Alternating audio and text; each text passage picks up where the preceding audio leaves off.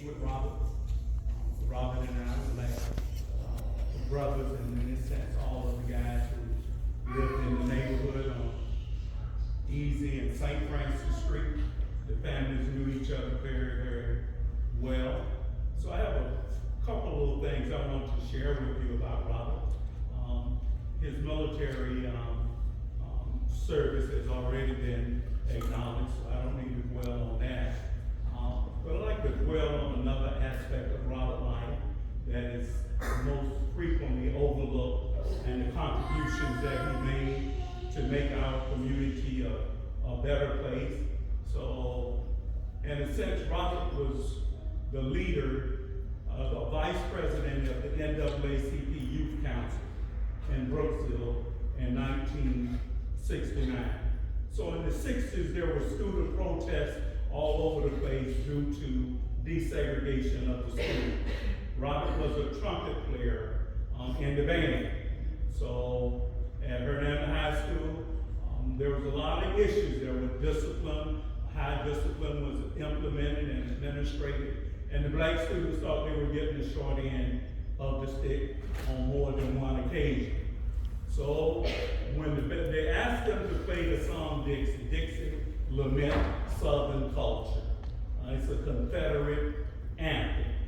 So the black kids refused to play it, and it spurred a walkout where the black kids walked out of school for a week and a few days.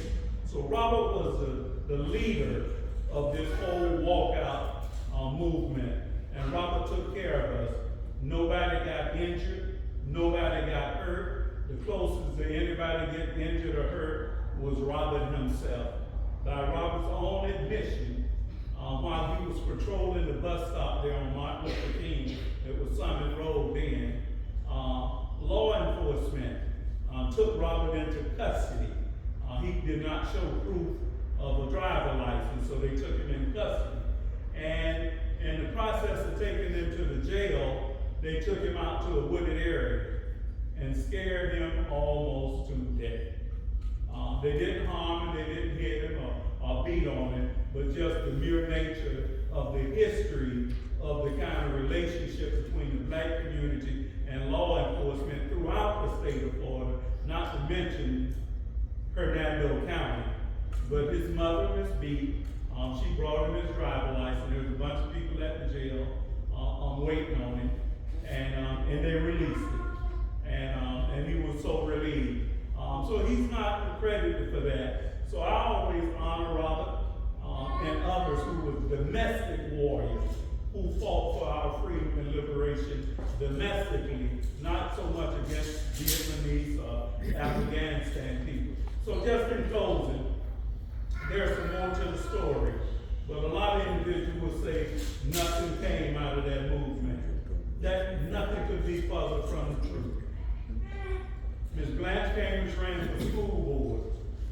There hadn't been a black to run for elected office in Hernando County since Reconstruction. That was almost 100 years.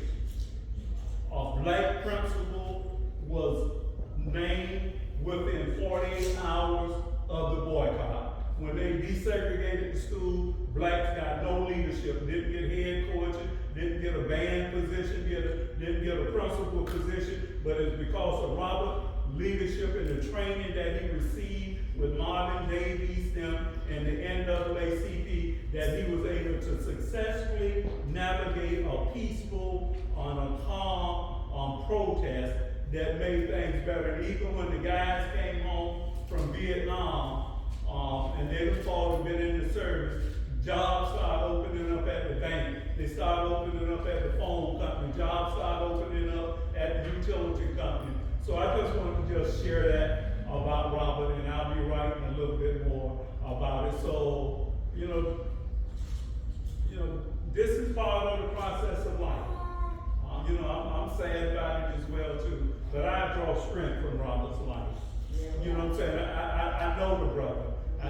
He would come and get me, and when I was serving in the naval training, so when I was doing my reserve, we would watch the football game together and things like that. So I'm grateful for the brother, and I'm grateful for our neighborhood, and I'm grateful for his family. God bless you. Thank you.